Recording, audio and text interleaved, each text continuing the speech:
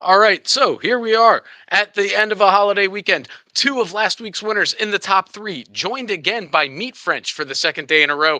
Does anyone have a clue who will be the top author of the day? The truth will soon be known on the Clash of the Pencils live stream. Turn on the stream tonight. Short story. Turn on the stream tonight. Short stories in the spotlight. Writers bring their best to light. The story central time. Breaking down the plots. Characters that fought. Twist that hit the spot. It's all you live tonight. Are you ready for some stories? In a live stream glory. It's the contest of the year. Writers have no fear. Catch the suspense unfold. Feel the tales being told. Critiques fair and bold. The truth will soon be known. Jawless from far and wide. Mysteries you can't hide. Every twist takes the story right. By these rules we abide. Are you ready for some stories? In a live stream glory. It's the contest of the year. Writers have no fear.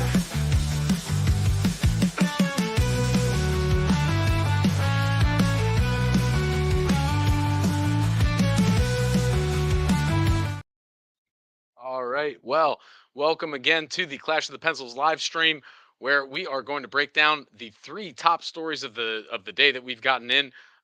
Joining me, as always, is our co-host Greg the Egg Peterson. Welcome back, Greg. The prompt for today was a detective on a moon base finds a clue. What do you think? Where do you hope some of these authors go with that sort of prompt? Well, I love the outer space exploration. The setting is already kind of set, Mhm. and the genre. I'm going to be really interested about which of these authors can get a plot, an entire mystery based on a clue in one page. It's a high degree of difficulty. That sure is. And three exciting entrants today. Slice, Rack, and Toos won at least once each last week, and then Meat French was in the finals on Friday and joins again on Monday today. So three razor sharp authors putting in some stories, and so we're just going to jump into it. Since we're coming back from a holiday weekend, I'm actually a little unprepared, so I don't know. I just have the movies named movie one, two, and three. So I don't know which one's which. We're just gonna play it and see whose it Let's, is. let's jump Love in. it, right? The heart of the matter. Taciturn Detective Gents knelt and reached under the bench in the busy corridor. His gloved fingers swept over the hallway detritus, gum wrappers, a dime. Nothing to indicate that the perp he was trailing had been in this section of the base. He rocked back on the balls of his heels, thinking about his next move. He glanced down again. A thumb-sized, triangular, rounded, fleshy leaf caught his eye. There was the clue he was waiting for. Jents's partner Crane was chatting up the moon base's flatfoots. He caught her eye and nodded. The pair shared the unspoken language of longtime companions, and she moved quickly to wrap up the conversation.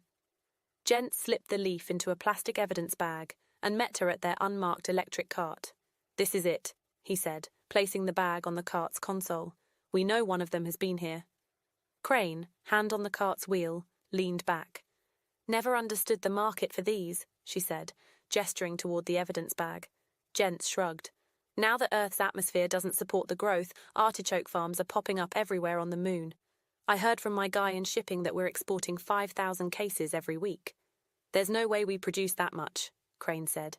"Either your guy has it wrong or the numbers are inflated to cover for something else." "And that," Gents said ruefully, "is the heart of the matter." Okay, so here we have Detective Gents in a hallway on a moon base finding an artichoke leaf, which is a big clue in the case he's been tracking on artichoke smugglers who have been growing the vegetable and transporting it to Earth. Uh, obviously tax free or something. Very, very clandestine activities because Earth doesn't support artichoke growth anymore. This was an interesting one. If we think about character, plot, and setting, I think that we get some of this old-timey gumshoe sort of set in this futuristic setting here. And so the character development between what were the characters' names here? We've got Gents and we've got Crane. Crane, Yeah. right? What first of all it brings into the moon base, they've got two detectives and they've got this bada bing bada boom banter that's going on. They've been solving a lot of crimes up there, I'm inferring, Right. up on the moon base. So the character development was solid. I like how the leaf is the clue and the leaf points to some sort of huge conspiracy and inflated artichoke exports back to Earth, sort of a post global warming, post atmospheric decay that we're going to. What is the heart of the matter? We don't know. It's sort of left to our imagination, but something is rotten up in this moon base, and there's one of them is there. This leaf indicates one of them. So I think in terms of as a slice of all the recognizable mystery elements, the character, there's a bit of a plot, and then there's quite a bit of setting. I don't know. What do you think in terms of analyzing this? What was the strongest feature for you in terms of character, plot, and setting, Tom? I think it's somewhere between probably the character and the setting because probably character overall. I mean, you've got taciturn detective Gents, and then they have this unspoken language with Crane. Very strong sort of partnership. You get that, like you said, that sort of noir detective vibe from them. I really enjoyed as part of the setting, chatting up the moon base's flatfoots.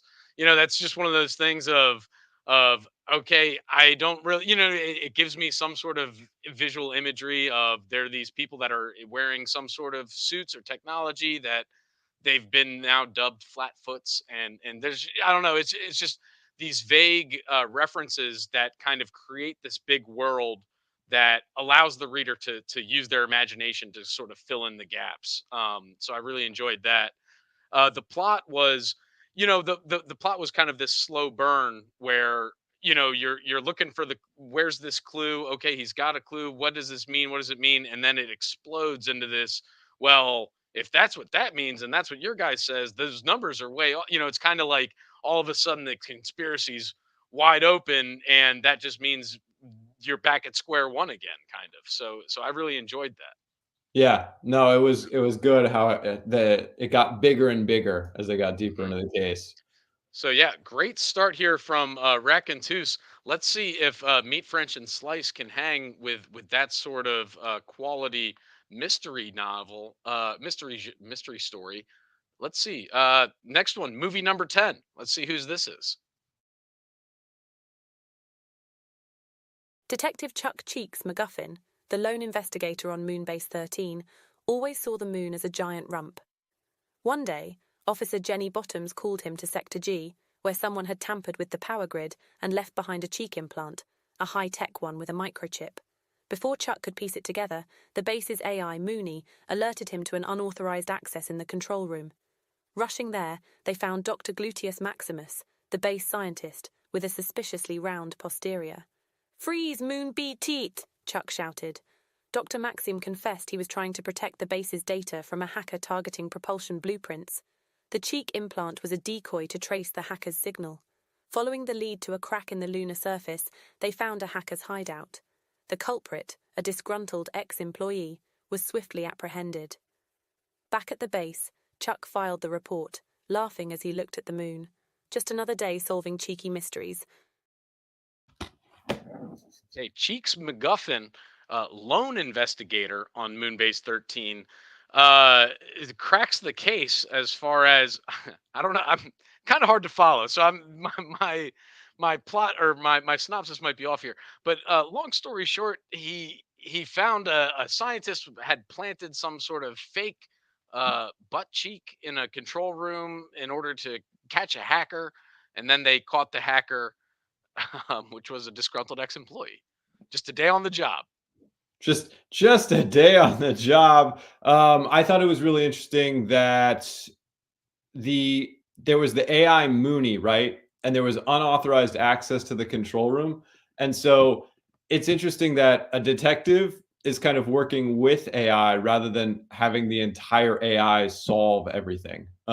This was a case of the human ingenuity of Detective Cheeky, or of Detective Cheeks, using the control logs in order to solve this. It seemed like this was basic corporate spying, even on the moon, even on the moon. Can't get away from it, can you? Yeah, and it's interesting that the hackers could find a way to exist, on the lunar surface in a hideout, outside of, that's pretty good engineering if you're a hacker. If you can just scale up a Right. little crevasse in a No cave. wonder that employee was disgruntled. Obviously, they had the talent, but just Yeah. never got the never got that raise. Um, yeah, what's interesting, you point out the AI Mooney, and that creates this partnership, classic detective partnership, where even though it's a sole investigator, it still has this AI algorithm as its partner. Um, so yeah, I think they were pretty strong character development. I think the setting was probably the strongest out of all of it, but the plot was there too. I just had a bit of a hard time piecing it all together. On the first read and second read, it was just a bit incoherent from one to the next, but it was there. It was like all the elements were there and were, Yeah. character, plot, and setting, but we Yep. wanted, pun intended, we wanted it to cohere into more of a unified story. Kind of got the impression Meat French was going more for the jokes about butts and full moons and the metaphors of that. But Yeah. hey, that's That's one detective. way to hack the algorithm and get to the top of the Clash of the Pencils leaderboard. It sure is. It sure is. We love a good comedy drama, a comedy detective novel, whatever. I don't know what I'm saying anymore. Here's what I am saying. On to our third author of the night, which by product of elimination, this is Slice's story. Let's see how this goes. It's good detective. Detective Sam Duke, Nevada 17005. So long, Loudon. You were never there, were you? 17006 eating Earth? God, oddly enough, with humans. Loudon explain. 17007 ordered bacon, eggs, and pancakes. Removed space helmet. 17008 humanoids inside. Am I alive? They look to be eating. 17000 Sarah's place. Home of the malted waffle. Marcia loved chocolate malts. 17001 diner in the distance, roads between, suit functional. Are commas? 17011 in some desert Loudon. Looks like home. Answer now, please. 17012 human mob base in the distance. I'm on the other side now. 17013. Where am I, Loudon? Truck in the distance. 17014 breached reality. Looking into a desert. Flattened houses. 17015 staring at hole in wall. Loudon. Pulling threads. 17016 Loudon, talk to me. I'm alive and normal, no oxygen. 17017 no oxygen, breathing, alive, standing up now. 17018 oxygen at 0, breathing normally. Am I alive? 17019 oxygen at 0 but breathing. 17020 oxygen at 0. I love you, Marcia. Where do I sign, babe? 17021 I'm pulling the thread. Time is slow now. Oxygen depleting. 17022 Loudon. There's a hole in the fabric. I've walked for hours. 17023 forget the oxygen. I need to touch the sky here. Heat unbearable. 17024 hold still, Loudon. I see a cop in the distance. Requesting more oxygen. 17025 fabric of the moon's atmosphere is ripping. 17026 Loudon, are you with me? Strong wind has blown through. 17027 tell me you saw that, Loudon. Thunder of Zeus and bright light. 17028 Loudon, large flash in the distance. Turned sky into a shade. 17029 packing for morning walkabout. No unusual sightings. 17030 breakfast normal. Ostrich bacon, eggs, syrup, potato flakes, drained. 17031 come in, Loudon. Solar flares disrupting comms. Expect disarray. Okay. So I normally like to do a synopsis of the story.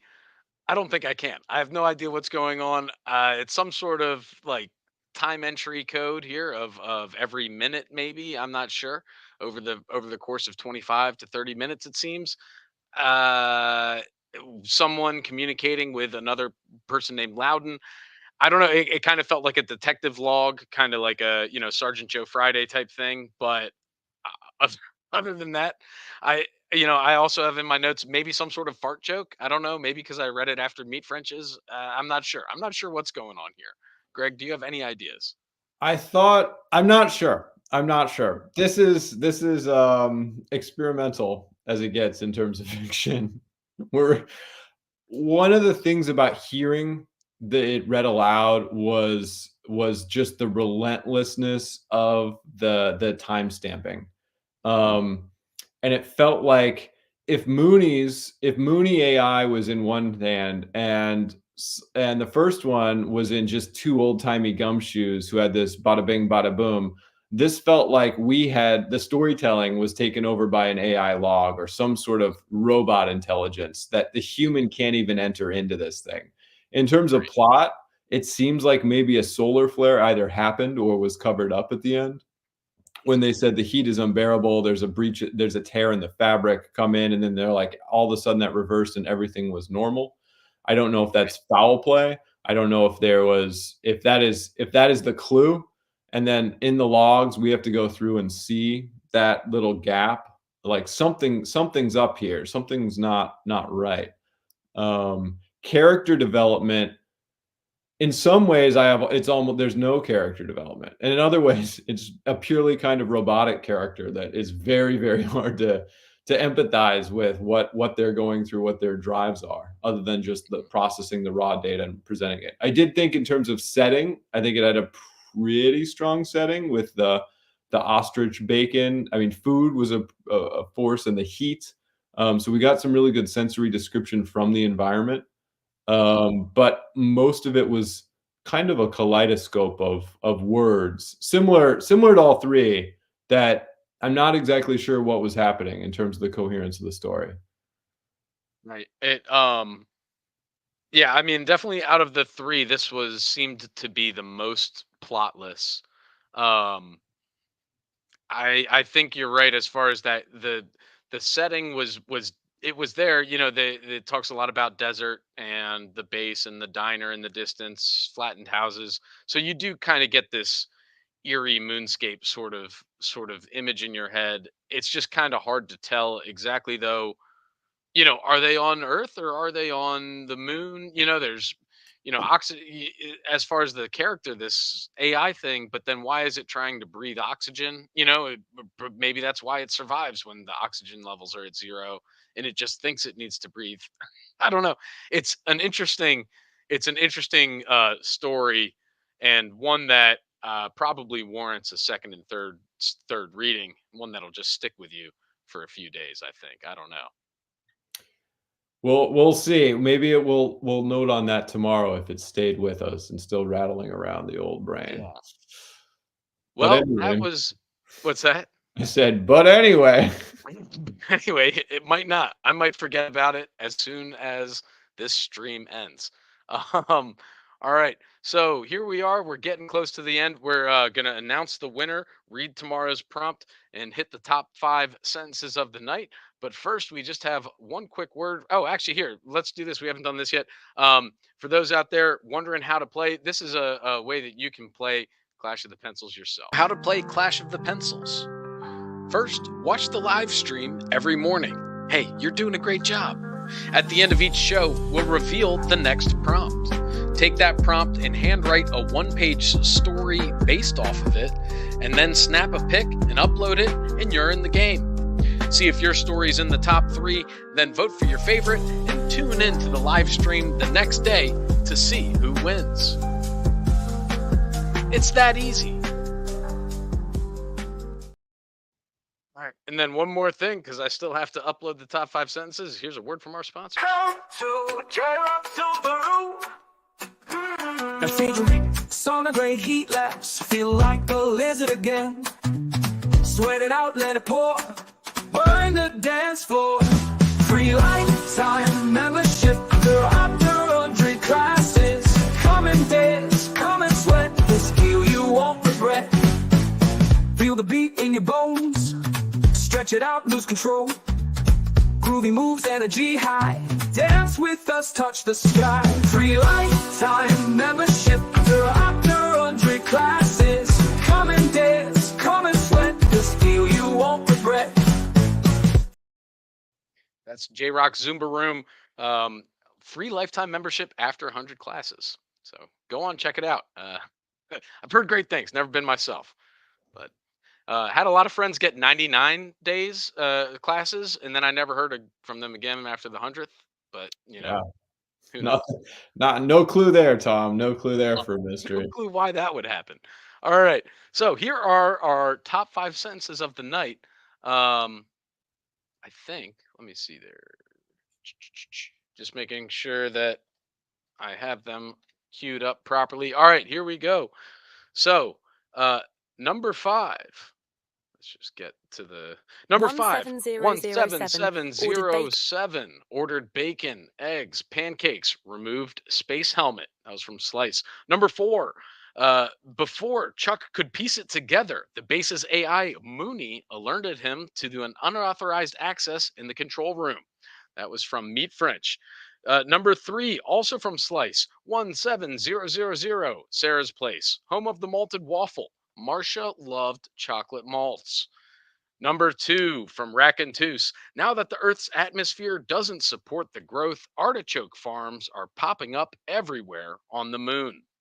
And number 1 sentence of the day, also from Racontus, Jentz's partner Crane was chatting up the moon base's flatfoots. So there you have it. Top 5 sentences of the day. Any comments? I love seeing that artichoke farm. I mean, they say they're not exporting that much back to Earth, but that looked like there was some serious volume on the moon with those artichokes. They are moving those chokes as fast as they can grow them. That's for sure. So, all right, let's see. We've done it all. The top 5 sentences of the night. Let's set the game winner and see who it is. Drum roll, please. The winner by vote of America is Slice. Wow. That timestamp, whatever, getting out the vote time and time again. I think we've shown that we've thought Slice, according to our analysis, wasn't going to take home the top prize, and then the votes. You know what I mean? Yeah, that's why. Clearly the audience has a taste for experimental avant-garde fiction. They say kids don't read anymore. These 8 to 12-year-olds are super sophisticated. That's right. They just don't read what you think they read.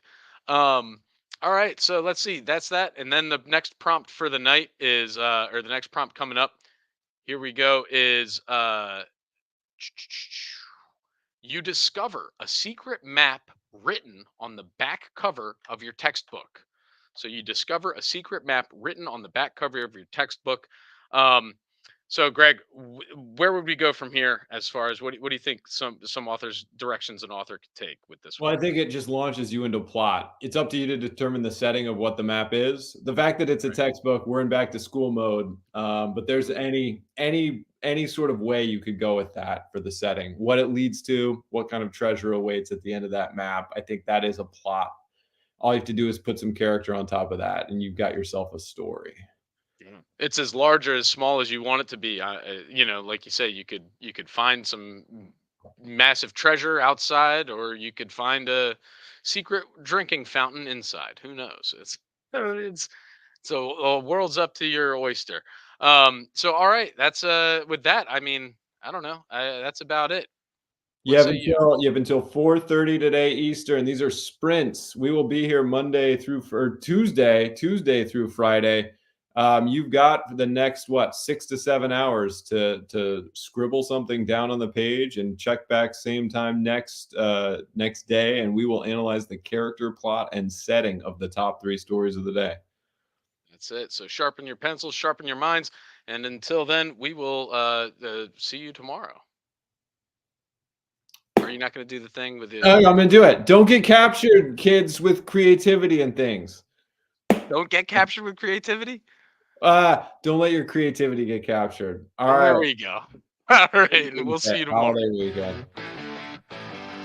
Turn on the string tonight.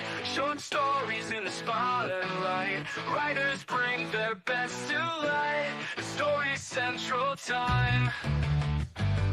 Breaking down the plot, characters that fought, twists that hit the spot. It's all here live tonight. Are you ready for some stories in a live stream glory? It's the contest of the year. Writers have no fear. Catch the suspense unfold. Feel the tales being told. Critiques fair and bold. The truth will soon be known. Dollars from far and wide. Mysteries you can't hide. Every twist takes its all right. By these rules we abide. Are you ready for some stories